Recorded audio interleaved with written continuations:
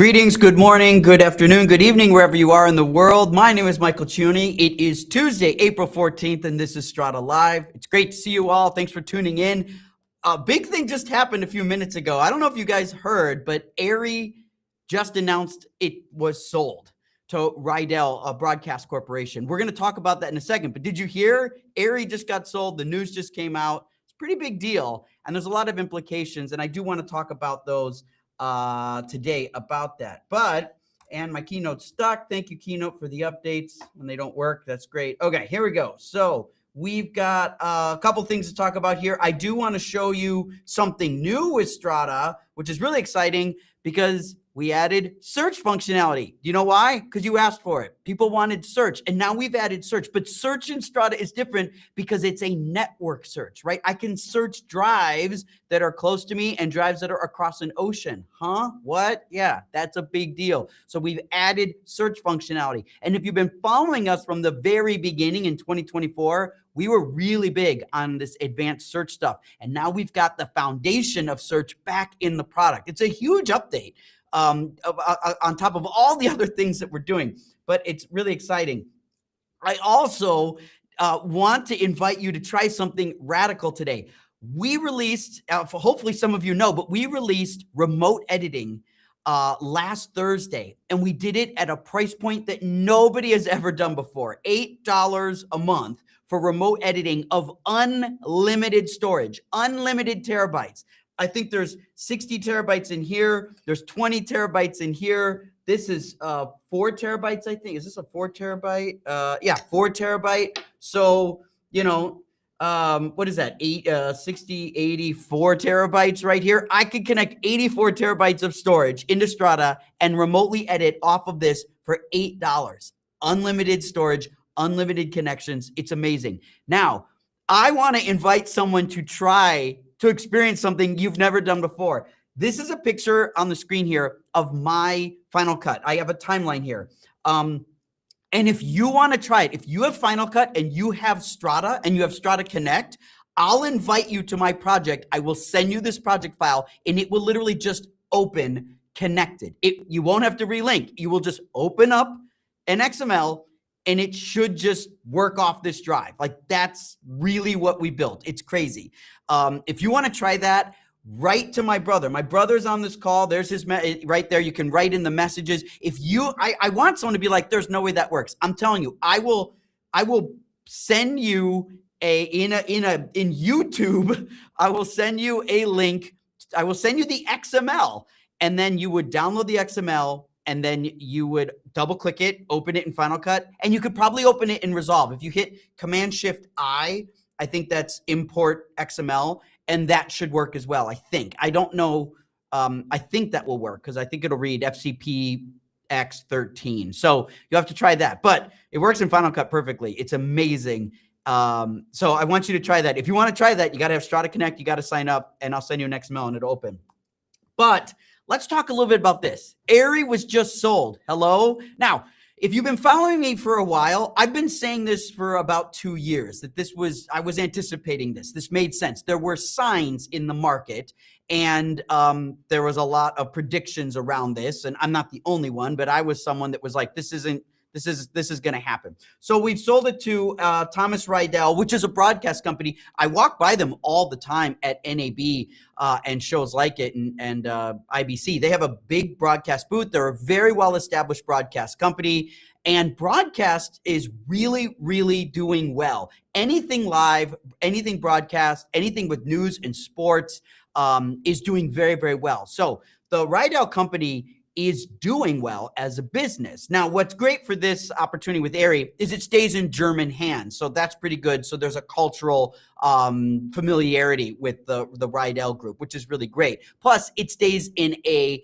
media company's hands, which is really great, because my biggest fears for Arri selling was to go to a company that either wasn't going to be aligned with their ideology or wouldn't be aligned with their technology stack. And Rydell checks both those boxes. So that's actually really favorable for Arri, and I think that's significant. So when I think about where this could have gone, who has cash and what are their businesses, it could have gone a lot worse than Rydell. So this is really good. And it means I'm pretty certain, I've never met Thomas Rydell, but I would say he understands the market, he understands the business, he understands the customers, and he understands the history. And all of those are really favorable for Arri. And I think that's really good. So congratulations to Arri for being able to do this instead of having something way worse happen, which would have a bigger negative effect on the industry. So I think that's great. But what are the downsides? What are the concerns? What does this actually mean? Well, this is a CineD article, and I think Nino and Johnny and CineD might have been one of the first to break this news, but they did a great job getting this information out here. But they also did an expose last week on Videndum. Videndum used to be called Vitech, and Vitech Group was a group that bought up a whole bunch of hardware companies I'm a huge fan of. I'm using a couple of them right now between their O'Connor head, which is holding up this camera, the small HD monitor, which I'm using to see my confidence monitor here, and a Teradek, which is how I do wireless video.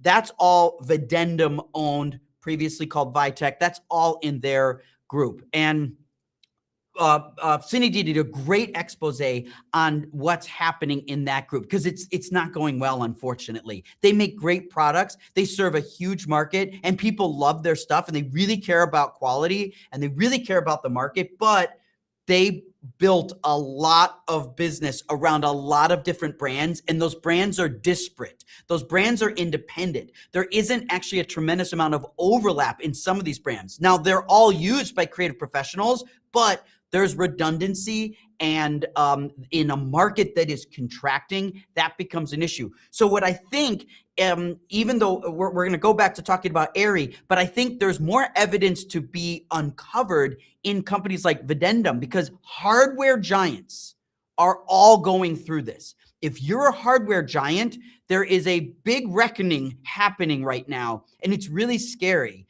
And I want to just kind of break down, why is this happening and what does it actually mean? And so you can dig into other stories and other companies or other big hardware based and manufacturing companies that are shrinking big time. And Arri is just one. It's funny, if you think about 3 years ago when Red sold to Nikon, people said, what are they, nuts? Is that crazy? But I actually think Red got off this train before it crashed. I think Red had a more favorable exit because they did it earlier and they didn't wait. And the market 3 years ago was stronger than it is today. The market continues to decay. And so the companies that pivoted or adjusted or sold 3 years ago had a more favorable exit than companies that are doing it right now. In fact, another thing happened really recently, and that was, I think it was in the last couple of days, Flanders Scientific was acquired by Atomos, but it was only acquired for a couple $1,000,000, like pennies. And so that's another side of this thing that's happening is these are businesses that make great products that people love, and they're getting acquired. But the problem with the Flanders deal is they waited too long. The problem with the Arri deal, they waited too long. And so that's impacting the ability to have the most favorable deal. So this is really interesting. So what does this really mean with Arri? Well, let me break down a few ideas. Now, this information just came out minutes ago, so my brother Peter and I kind of chalked up a few talking points here, but this is the first one. The quality gap. I've been saying this forever, and some of you will nod your heads and you get it, and some of you will shake your heads because you don't get it. But this is real. As the gap between high and low disappears, so will the companies who defend high. Do you get that? The quality gap between high and low is disappearing. And what happens is some of you defend the high quality stuff, and you defend it with these white knuckles, and there is no defense of that. It's such a dangerous game to play. Instead, you need to recognize the gap between high and low is evaporating. And when that happens, the companies that serve the mid-market and the low-end market and work their way to the top are in a better position. People think I'm nuts to say that Apple is going to trample cinematography with a product. I'm telling you, I have no actual knowledge of this. But if you pay attention and you read and you make predictions like I've been doing for 25 years, This is going to move into the cinema space, and people think I'm nuts. About 7 or 8 years ago, 9 years ago, when the Red phone came out, I did a hashtag. I called it smartphone cinema. And I was like, this is going to be a thing. People said, you're crazy. That's dumb. That'll never happen. And now look at what's happening. I know I'm early in some of these predictions. I'm always early, but they come to pass. And so this is going to move into the cinema market. And I predict that Apple will eventually make a camera with a lens mount, and it'll be iOS software, and it'll have all the chipsets that they have. It'll be amazing. People will line up around the block to get an Apple camera. And that's the quality gap between high and low shrinking. And products today that have been able to do that. And so when you defend only high-end products, you run the risk of alienating yourself to a very small market. It's not that Arri doesn't make amazing cameras. I think you could argue on some level they make the best cinema cameras in the world. But the best, it doesn't have enough people to buy it. And so either they're going to have to charge 100 times more per camera, which nobody can afford, or they have to adjust their camera in the market. And the marketing matters. If you only market to the high end, then the people you're speaking to are a smaller group. And this market is shrinking. I know everybody knows that, but the market is shrinking in the top end market because the mid market is growing. And this is where Arri has focused all its energy into the top market, the Team Deacons. And even though Team Deacons makes the best stuff and it looks incredible, and I'm not talking about the quality here, I'm talking about the size of the market. I'm talking about penetration. I'm talking about how much market you need in order to facilitate a viable business. And if your market shrinks, you have to adjust your marketing. And the problem with Arri is they didn't really build on-ramps for people. They made it more exclusive that you have to be this tall to ride the Arri ride. You have to have this much money. You have to have this much knowledge. You have to have this much, available cash and experience to get to Arri. Now let's look at someone else. Sony. Sony is the best in the world at this. They have been building an on-ramp, and their marketing starts at the small end, like an A7, right? The A7R, and you start with that, and then you move to the FX series, and then you move to the FS, and then you move to the Burano, and then you move to the Venice. Like, they have a path of moving upwards. That's what Sony's always done, right? And they've always had a way for people to get in, become loyal, and move their way up, and they can stick with the brand, which a lot of people do. Arri never did that. And for a long time, they didn't need to. So it's not a criticism of Arri in yesteryear, because Arri made good decisions for the business at the time. But as the market shifted, they didn't shift with it. Look at Red. Red came in the mid-market. There's my Red camera. It's probably out of focus, but there's my Red one right there. And the Red one was $17,000 15 years ago, 17 years ago, 2006, 2007, long time ago. And so what happened, wow, 20 years ago, is that real? Is that crazy? That's crazy. I'm sorry. That math is just hard for me to articulate. But yeah, something like 20 years ago, Red comes out with a $17,000 camera. That's mid-market. That was mid-market, but they had 35 for the mid-market. But what's interesting is as Red grew, they went up market. They started moving up the market. Their cameras got more and more expensive. And then right around the pandemic time, which was the perfect time for Red, they moved in with Komodo, which was in the $5,000 range, and they sold a ton of them. They couldn't manufacture enough. They flew off shelves. Everybody loved this little Rubik's Cube sized camera. And it was fun, cute, easy, great, cheap. Now that's what happened is Red moved down market and they created an on-ramp and people can get into the Komodo space. And now with Nikon, they got the ZR, right? So now they've got into an even cheaper camera, $2,000, right? So they got 2,000, they've got Komodos, Komodo X, then they've got their Raptors, and then their legacy products as well. The Raptor has two versions, right? The Raptor and the Raptor XL. And so they've got that path. So the Raptor XL is on parallel with Arri. No matter what you say, they're on the same plane, the playing field. And then at the bottom, Red's got cameras that are $2,000 and Arri's still sitting there up with Raptor XL. That's the problem. And so it's the marketing and the market that matters a lot.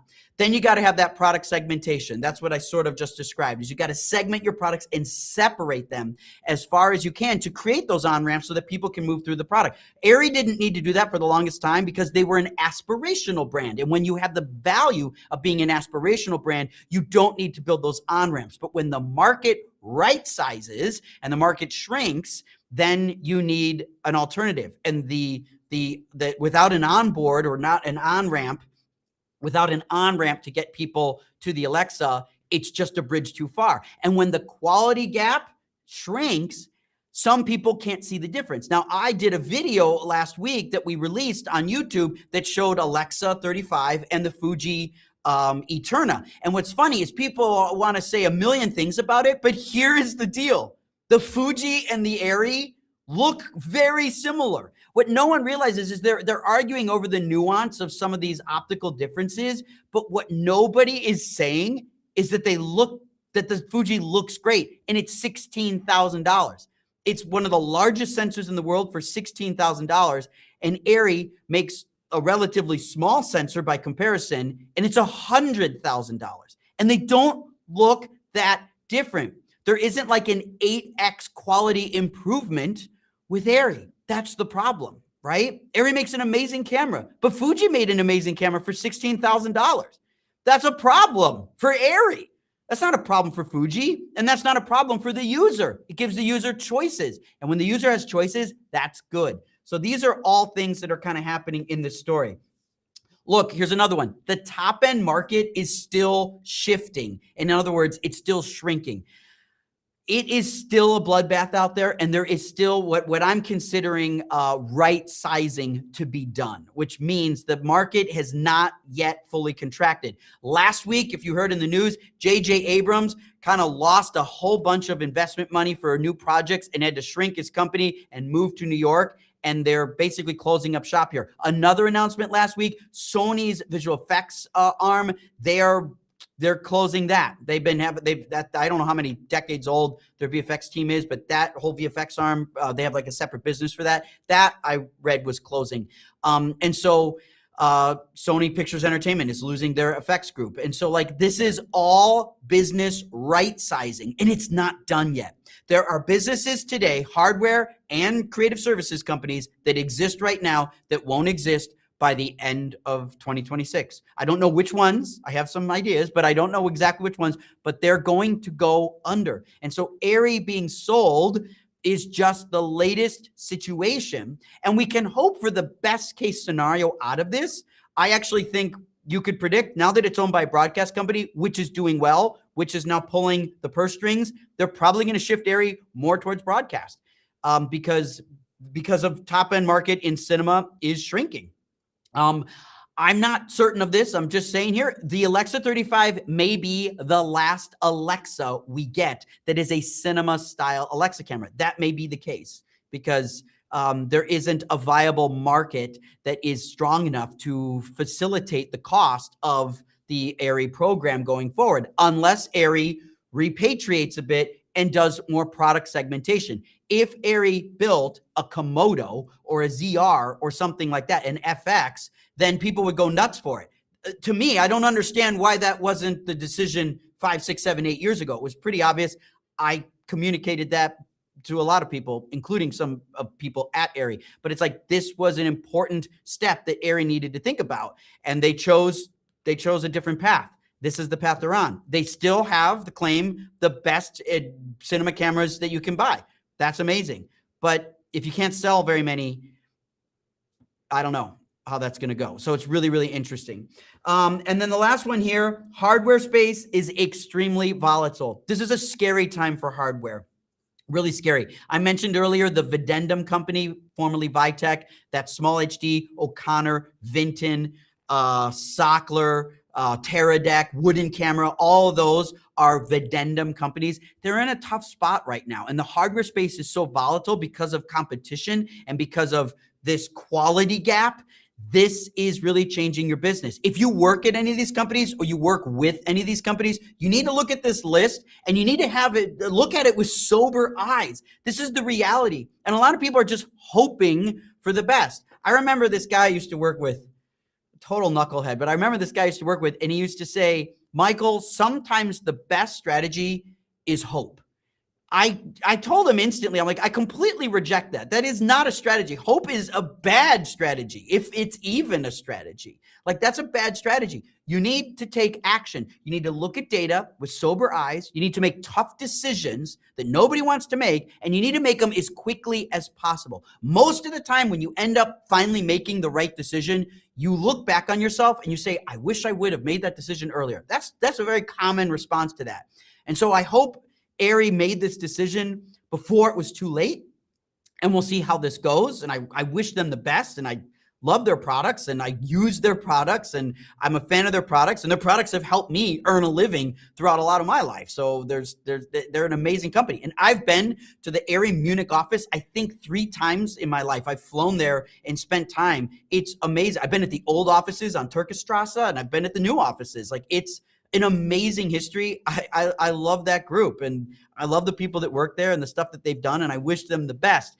And I hope that this information gets to them and they're making healthy decisions so that they can continue to be a company in the future that we can all rely on. But they're going to have to make some changes in order for that to happen. And they're going to have to start thinking about how to build those on-ramps so that the product segmentation doesn't remain too exclusive, that it essentially prices everybody out of the market.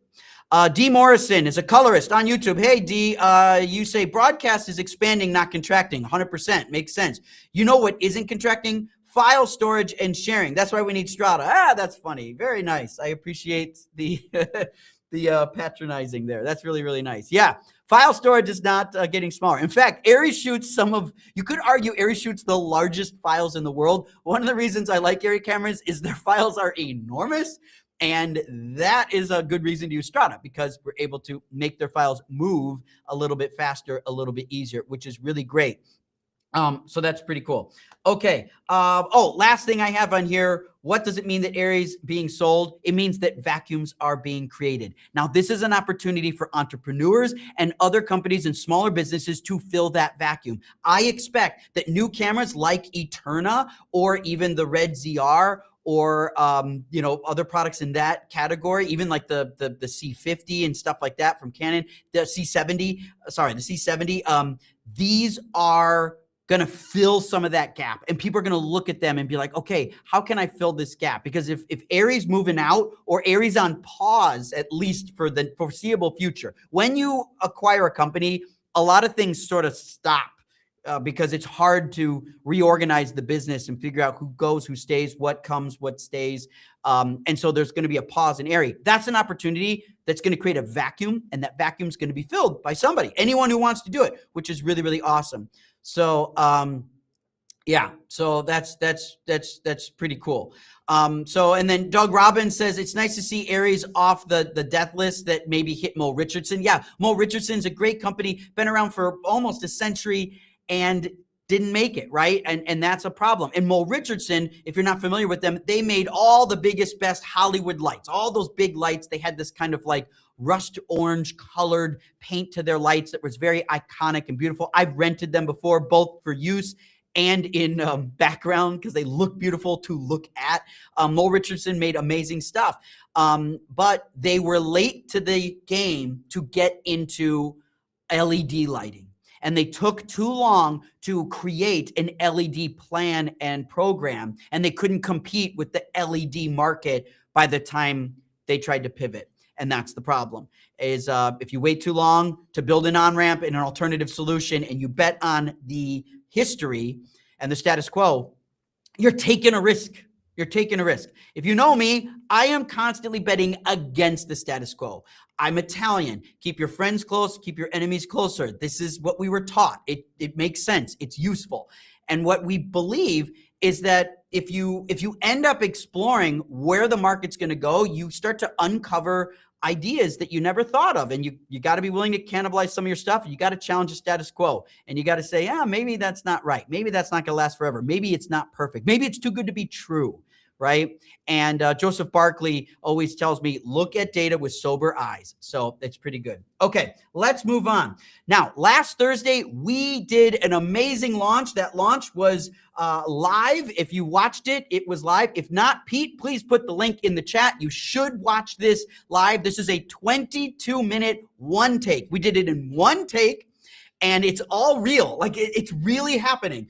And there's some really cool golden nuggets if you look closely. But we want you to watch this. You're actually seeing Pete, myself, and Austin do a real live demo with our friend Urban Olson, a real local 600 DIT, and our editor friend Ryan Connolly in Texas. And we shot in LA, we edited in Texas, and we did all this in real time. And if you look closely, I had Urban plug cards into his computer and Ryan play back the files and even edit the files. And you can see the little drives on Urban's cart next to me blink because I did this quad stream. You got to watch it. And if you saw it, thank you. Watch it again. Share it with someone. If you haven't seen it, you got to tune in and you got to see this because we went to great lengths to demonstrate that our technology works. And it's pretty awesome. We're really, really excited about that. So this is really, really cool.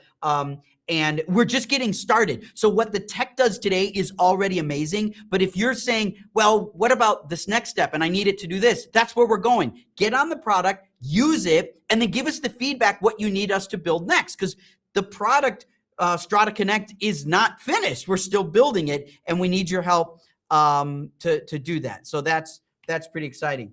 Okay, now some of you are going to NAB. And NAB is next week. We are going to be there. If you're going to NAB, please come visit our booth. We are in the North Hall and in booth 2373, but we're co-located with our partners OWC. So we're really excited about seeing you in person. It's not too late to go to NAB. If you just rent a hotel room, we're staying at the MGM. It's a good hotel for the price. If you just go to there, and also there's a monorail that will take you real cheap to the convention center, and you could just stay one night and get 2 days there. It's really great. If you need a badge, we can get you a badge. Reach out to us and we'll give you a badge because we can give a badge out if you wanted that. But we'd love to see you in person. We're excited to be there, and we're going to be showing Strata Connect to the community and let people edit remotely. I'll have drives here in LA. I'll have drives at my mom's house in Colorado. I'm not kidding. And we will be editing off those drives in the convention center using the free Wi-Fi. If you've ever been close to NAB, you know that they charge an insane amount of money to pay for their hardline internet, and we can't afford it. So we just use the free Wi-Fi, and our entire booth will be remotely editing off free Wi-Fi at a convention center with 30,000 people in the building. If it works there, it'll work in your house. Trust me. So that's what we're after. Come see it. We can't wait to show it to you next week at NAB. And then on Monday night, if you are at NAB, we are having an investor happy hour from 5 to 7. So if you want to come to that, let us know. We'll put a link in the chat, and then you can come to our investor party. We want you to come visit us because we are raising money from users. Strata is a crowd-funded company. And what we're building, you get to own. And many of you are actually owners of this business, which is amazing because you don't get to own products that you use. Except with Strata, you can. You can own a piece of Strata and be an advocate and be an evangelist and be a user. It's great. And then we all share in the upside. So we want to reward you with that. And if you're not an investor, we want to invite you to come and shake our hands and talk about it and learn about it and see what you can do. So that's Monday night, April 20th at the Convention Center in the North Hall. We'd love to see you come visit us for that. Okay, we've got a new product update today, and I'm so excited about this. We have added search to Strata. I want to show you something so cool. This is so cool. So I'm going to switch to Strata, and I am going to do a demonstration here. So look, this is my laptop. Hopefully you can see this is just a MacBook Pro here, but I'm going to connect here to my Mac Studio. So my Mac Studio has an OWC Thunder Bay, and I'm going to click into my episodes, and I know in this episode there's about 6 terabytes of footage inside of these folders. This is episode 48, which is a story we did about Fuji. And Mark Todd Osborne says, why is Strata marketing cameras like Fuji? Well, I always love to help the market learn about new products and new tools and new technologies, Mark. That's always the case. And Fuji is the latest and greatest to the market. And I think they make a really unique picture because the sensor's so big. So, Mark, for a lot of your customers, if they can't afford 65 millimeter film, which most of our customers can't afford to do that, the Fuji is the closest sensor size of 65 millimeter film, except it's affordable because it's only a $16,000 camera. To me, that is worth celebrating and investigating. And so I really love that. Plus, I really wanted to learn how the post workflow worked, because if you say we have IMAX certified camera sensor, the Fujifilm Eterna is IMAX certified, is the post workflow easy? And what I wanted to do is pair my Strata remote editing workflow with the newest camera on the market. And the greatest thing is it works literally flawlessly. You can edit an IMAX certified camera remotely using Strada Connect. And pairing those together was an experiment. The camera was so new and Strada Connect was so new that we needed a project to test it on. And I didn't want to test it on a camera that's a couple years old. What's the point? There's nothing new about that. But new camera, new workflow, new editing solution, it all works together. So it was really, really fun. And the pictures look amazing. Like I think that's what's really important, is the pictures look amazing. That's what a camera should do. And I think that's really exciting. So that's pretty cool. And look, we're telling the story. And now what's the benefit of telling that whole story? And Pete, maybe you put a link to the whole Fuji story, because you can watch, there's a 30-minute episode that chronicles the entire story of Fuji from acquisition, color, optics, and workflow. And then the editing process. That's all inside this 30-minute demonstration and experiment. It was an experiment. We wanted to learn some things and figure out how to work with a sensor that big. It's kind of different, and we learned some things about it. We shared that with everybody. But this is all showing what Strata can do. And if you see what Strata can do, it might inspire you to invest in it, because now you realize it's not vaporware. You start to see that if people have a camera on a set and a remote editor can edit, and it costs $8, that's going to be a big deal. That's really unique. That's really special. That's something people are going to want. And so this Fuji story is a way for us to, it's the first time we've been able to show an end-to-end story of Strata remote editing. And so it's a great on-ramp for people to consider investing, because now you can see what you can do with this product. You just got to learn it, get on board, sign up, and start working. So that's one of the benefits of that. Okay. We were talking about search. So let me get back to search here. Check this out. In this set of folders, I have about 6 terabytes of footage. In some folders, you can see there's original camera files. So here is a whole bunch of original camera files. So this is the Eterna media here. So if I click on this, you can see how deep these folders go. You can see this is all this log material.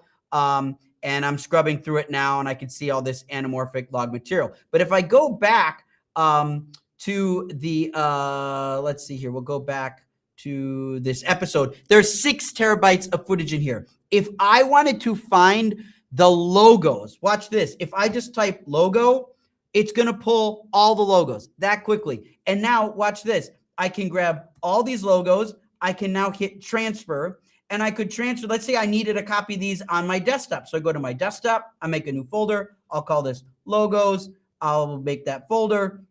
Hit transfer here. And what do you think is going to happen? I can go to my desktop. I see the logos folder. Here come all those logos right there delivered into my folder. And they're transferring right now. They're probably almost done. Yeah. So now they're all probably done. Yeah, there they are. So I just transferred all these logos directly from a remote computer to my desktop, and this was a subset of transfer, right? Because it was I searched, and these are not all in the same folder. In fact, if I wanted to know where's this IMAX, I could say here, go to folder. When I click that, it'll take me to the original folder, and you can see that's in the animations folder, and somewhere in here is that IMAX. There it is. So there's the IMAX image. So when I searched for logos, I didn't find a logos folder. I found everything that has logo in the name, no matter where it is. That's a network search. I searched across different folders on different computers on different hard drives. Do you get that?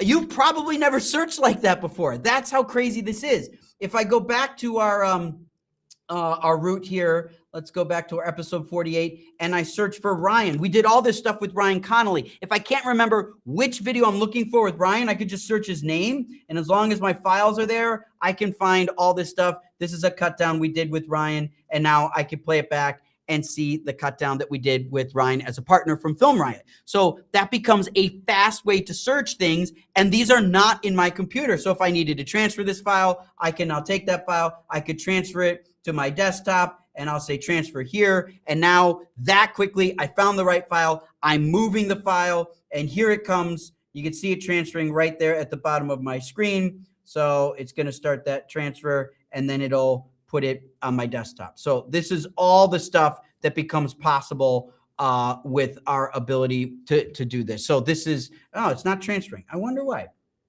That's interesting. It's hanging up. I'm just going to let it go because I think it'll work at some point, but we'll close that, but that should work. Anyway, you're able to search for these files. You're able to look for these files. You're able to grab these files. I remember there was a song that we were using, and it had Crazy in the name. And if I search by that, now I've got the song Crazy. There's the file. There's the search. There's the song. Okay, the Ryan thing transferred. I don't know why that was taking time. There is Ryan. There's the file, and I just want to show you, here is... There is the video that I just did with Ryan. So I did transfer that. That worked just fine. It just needed a little ramp up, maybe because I'm sharing my screen. I don't know. And here's this song. If I wanted a copy of that song, I could go to my desktop and move a copy of that song, and it will move the song to my desktop. Here it comes right there. So I'm searching for things that I know. I search for the logos. I search for Ryan. I search for the song with Crazy in the name, and I can do that. Oh, and I should play this. I'm going to turn the sound off, but this is something our engineer Earl did. He added waveforms. So we should, if I turn this up, you should see when I scroll through, you can see the waveform of the song. So Earl added waveforms to the stream. So if you have just audio playing back, you can now see the waveform of the audio. And if I skip, it'll skip to that part of the waveform. So this is a real waveform. It's not an animation. So if I click on a new song, you'll see there's no audio till there's audio. And so that becomes it. And so this is a really cool way to visualize your audio, which is a nice thing that Earl did. Really cool. So we've got our search, and remember, you can combine searches now with transfers, because you can search for things, grab them, batch them, transfer them, and when you transfer, you can create new folders. So it becomes very powerful to search assets on other computers and then just transfer them locally if you need to. If you don't need to transfer them locally, well, that's where you have Strada Connect. So if I open up Strada Connect and I go to the exact same folder, which I have a shortcut here, episode 48, I could, of course, in here, search Crazy, and it'll look inside episode 48, and it'll start to search for that. Now, remember, it is searching remotely. This is a whole nother computer that I'm accessing in my Finder. If you don't know, that's what we released. We released the ability to find, to access other computers in your Finder. We call it Strada Connect. And you see, by turning on Strada Connect, you have the ability to mount computers in your Finder. And then here is the song Crazy that we were listening to. And now I'm streaming it off of this Mac Studio, but it acts as if it's local here in my Finder. But if I know this is gonna be really tiny, but if you look at the bottom there, I know this is too small for all of you, but you can see it's connected through Strata Connect LA M4 Mac Studio. So very cool. Let me just do one more. If I go to Colorado and I search for the word national, I search for treasure, there is the movie National Treasure, and here is the sound to National Treasure. So somewhere on this computer in Colorado, I am searching for National Treasure, and now I have this whole movie here, and I can scrub it as if it's an H.265. But if you look closely, it's a ProRes HQ. It's 160 gigabytes, and I can still scrub it here like it's butter.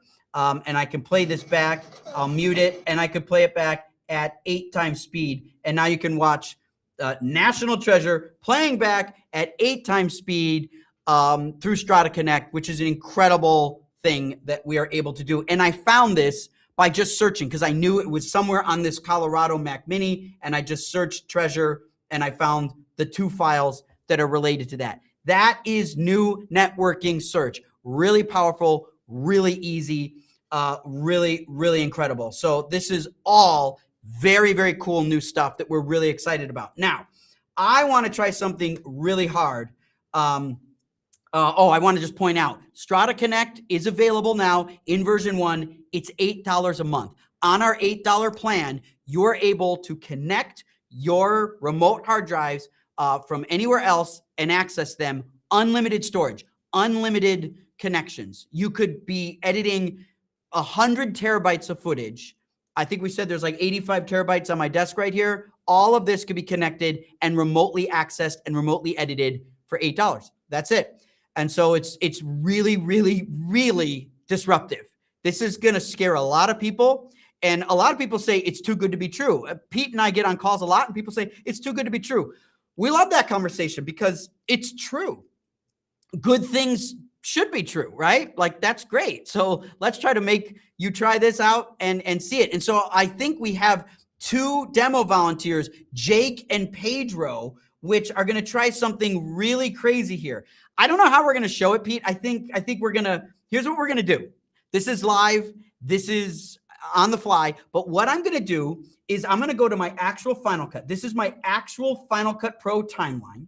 And if you look, if I click a random clip here and I look at this clip, I have the full clip here. You can see it starts with a slate, right? I've got the full clip here, but I've got the edited clip right here. This is the range that the clip is used. And if I were to right click on this in the Finder, it will find that clip. You can see 1Y take 2. If we see it in Final Cut Pro, 1Y take 2. And if we follow where this clip came from, it's on the Fuji Eterna, which is episode 48 on my remote computer. That's not my laptop. This is remote to me. So what I've got here on my desktop is a work in progress. So Pete, how do I send them this XML? What am I going to do, Pete? How do I give them the XML? I can't hear Pete, Shan. So what do you think? How do I give them the XML? Can you tell him to keep his? I can't hear you, Pete, but Slack it to you. Okay, I will Slack it to Pete. Okay, great. So let's grab this and Slack it to Pete. And unfortunately, I have to zip it first. Compress. There we go. Go here. Go there. Okay, so we've Slacked it to Pete. So Pete is going to send you an XML. Here's what we're going to do. We're going to send you an XML, and all I want you to do is unzip that XML and open it. And I have to invite you guys. Of course.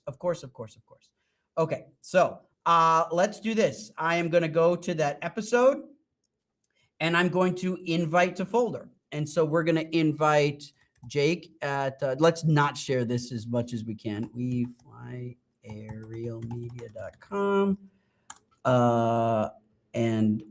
And I don't know if that worked. Yeah, that doesn't work.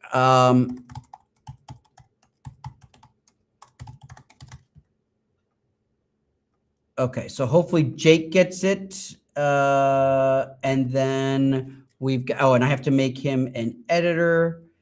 And then the next one I'm going to do is,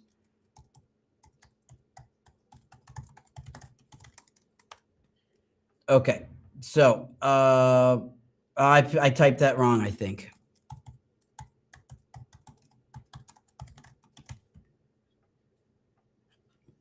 Let's see if I got that right now. There we go. So we remove that, and editor. Okay, so now what I've done is I've invited Jake and Pedro to this media for this Final Cut project. And what I'm going to do, so hopefully now Pete can send them the XML. You guys should turn on Strada Connect and you should see a connection to the LA M4 Max Studio. And if you see that connection, and you see it in your Finder, you should just open up the XML and it should just relink. How are we going to prove this? Well, I'm going to go to my desktop. Let me kill this stuff just so I'm not clouding this up. I'm going to make a new folder and I'm going to I'll put this in Strata Shares and I'll call this, I'm going to call this Final Cut Pro XML Proof. So that's the folder, Final Cut Pro XML Proof. And I'm going to go into Strata and use a really, really cool function. Check this out. I'm going to go to Strata Shares. I'm going to go to Final Cut Pro Proof. There it is. And I'm going to use an upload link. An upload link is a link that you can provide people and they can automatically upload pictures or videos into your computer and it's just drag and drop through a web page. It's so easy. Check this out. So I'm just going to hit create link. And now, Pete, I'll Slack you the link. And now if I were to show you what that link looks like, it looks like this. This is just now drag and drop. And so they get a URL and they can drag files directly into this URL. And when they drag them in, it will just deliver them. So what I want Jake and Pedro to do is if you open the XML and it relinks in Final Cut, take a picture of it and then put it in this folder. And I should be able to see the picture and show it to everybody, which is kind of crazy. We're doing this in real time. We're doing this live, but it should work. So D. Morrison on YouTube says, can upload links be used with Strada Connect so that the client can mount for duration of the project and then a host can terminate upon completion? Yes, D. Morrison, you can make upload links last as long as you want. And I'll show you how to manage them. If I go into the left here, there is an upload links button. And if you look here, this is going to show all the upload links I've created. I'll make this a little bigger. You can see there's lots of upload links that I've generated. And so you can see this one is called FCP XML Proof. That's the one I just made. I can get the link again. I can see how many files are in it. I can see the folder name because I can change that. I can see who created it.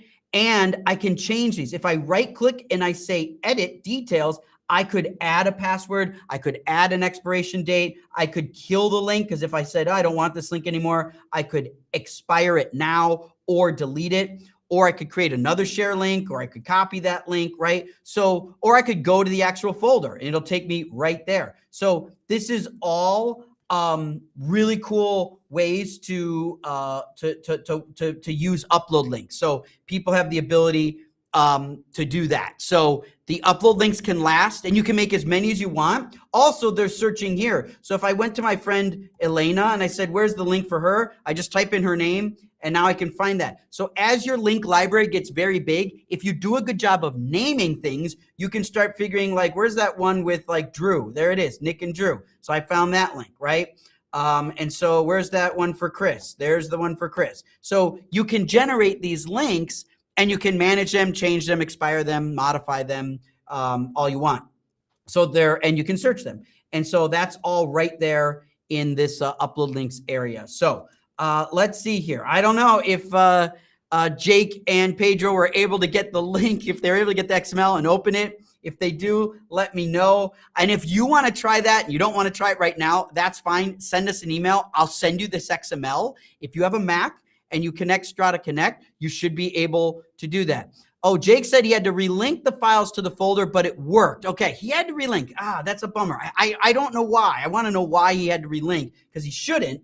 But if you did it, Jake, and it relinked, that's good. Now there was 6 terabytes of footage there to search through. So I was hoping you wouldn't have to look through all that footage to relink. That might have taken a second. But Jake still apparently said, wow, because he is now hopefully playing back files directly from a drive that's not his, and he should be scrubbing. And Jake, I don't know, people can see your notes in the chat here, but like, is it playing back? Is it smooth? Are you scrubbing? Can you hit Shift F and scrub through the master clip? Like, you know, that would be all good examples of that. And can you take a picture and put it in the Final Cut Pro proof folder? That'd be great if you could. And Pedro, I don't know if you're doing okay, but maybe Pedro, you had to relink too, and that might take a second. Yeah, I was hoping you shouldn't have to relink. I don't know why you do. Oh, you know why I think so? I think I know why. It's because I only gave you permission to that one folder. And I think if I gave you permission to the entire Thunder Bay, it would not require a relay link. That's why. Pete, that makes sense. Austin, if you're listening, my Final Cut is connected to the Thunder Bay. I invited them to the Fuji folder. So the path for me is different for the path for them. That explains why it had to relink. I now know that going forward. I will make that adjustment in the future when I do demos like this. Thank you, Jake, for trying this out. Caleb asks, the folder structure is the same, Jake. That's true, except you can't see root folders that my Final Cut XML does see. And so that's why there is a slightly different path to get to the folders that are correct. And that is why it just didn't relink automatically. Caleb says, what happens if the uploading computer, I have to, Shannon, can you adjust this over here? I just can't see Pete's. It's like zoomed in. I can't see the whole thing. Yeah, there you go. Caleb says, what happens if the uploading computer loses internet? Does it hold the progress of the upload? Yes, Caleb. Well, let's just make sure, Caleb, we're on the same page. There is no upload. I want to make sure you know we are not a cloud, so there's no uploading or downloading. There is transferring, but there's no upload, because an upload suggests it goes somewhere first and then you download from there. We don't really do that. That's more of a traditional cloud structure, up and down. We are peer-to-peer. So you connect directly to this hard drive from your computer. So you could say you download from it, but what would be more accurate is you're transferring from it, or you're just reading from it. Because Strada Connect lets you read from this hard drive instantly. So you can just look at it and edit it. That's what happens here, right? So in my Finder, let me just show you. I go to Strada Connect. I can go to Colorado. I can go to some test footage. I can go to this film Sovereign, and I can grab these files. And if I open up Premiere, let's see, let me open up Premiere Pro. Did I open up Premiere? If I spelled it right. Oh, for Pete's sakes, how many Premieres do I have, you guys? I'll just open up a project here.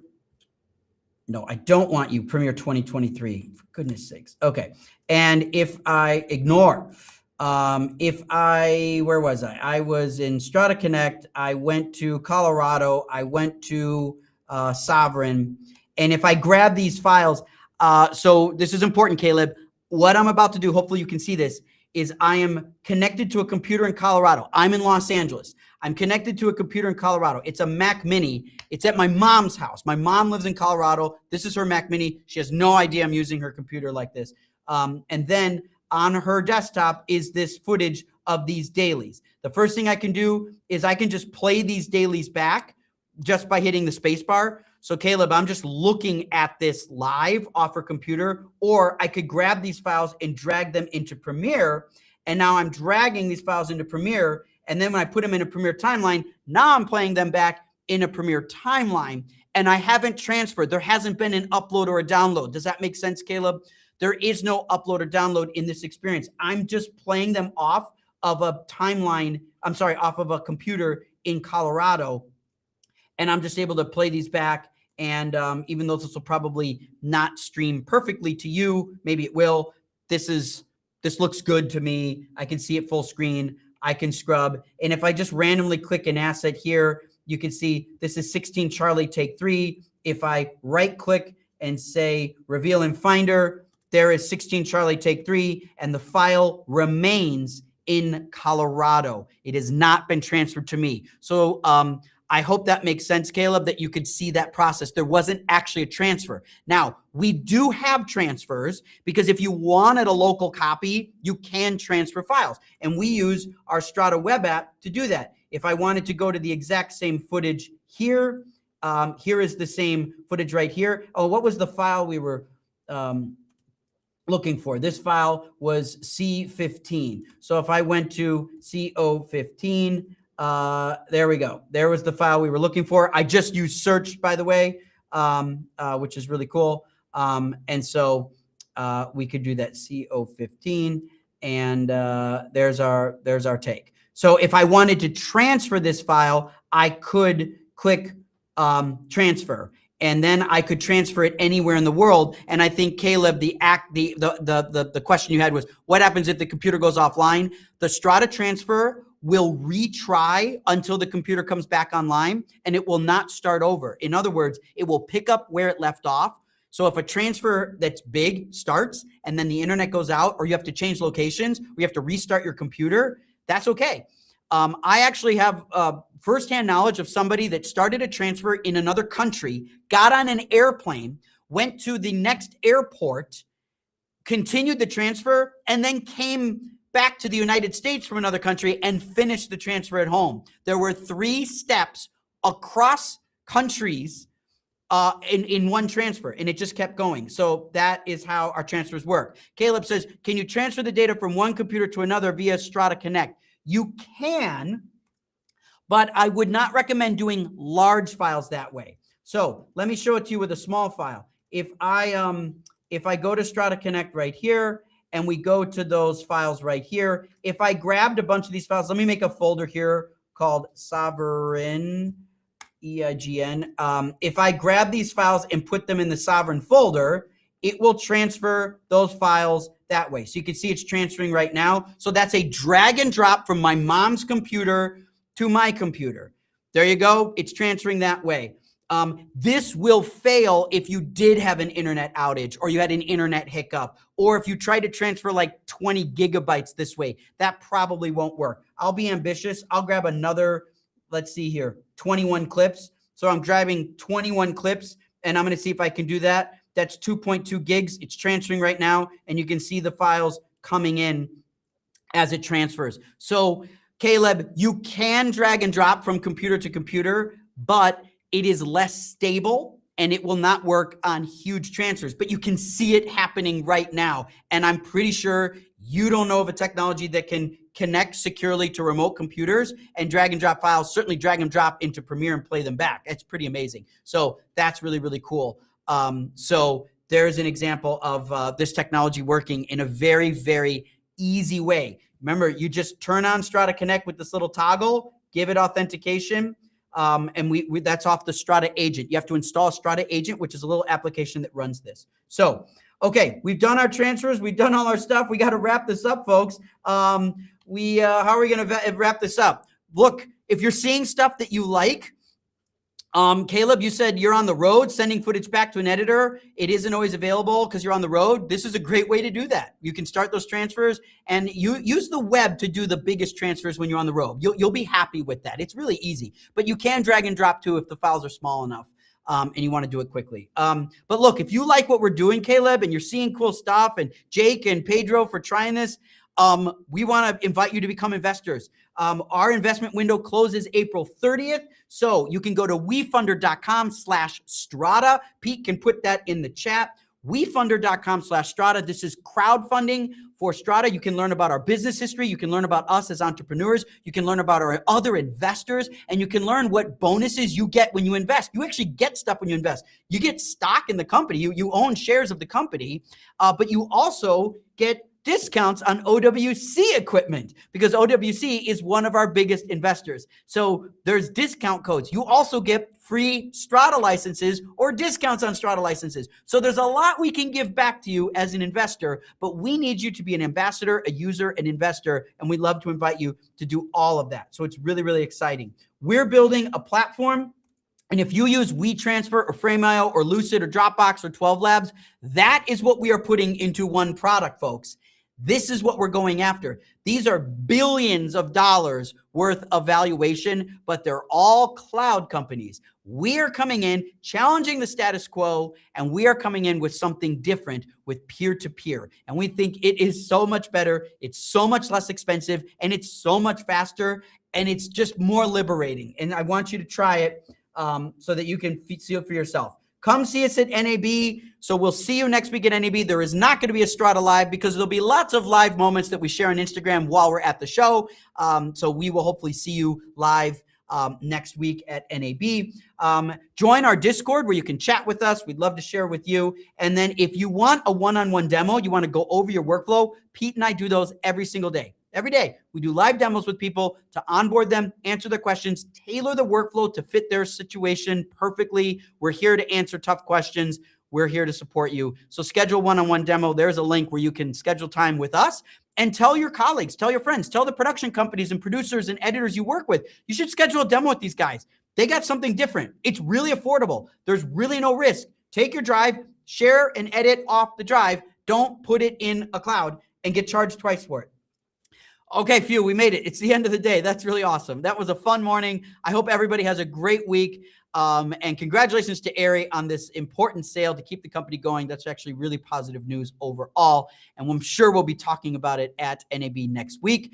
So I will see you all on Discord. I hope you have a great week, everybody. Sign up for Strata and download an agent. Try Strada Connect today, and we'll see you online. Bye-bye, everyone.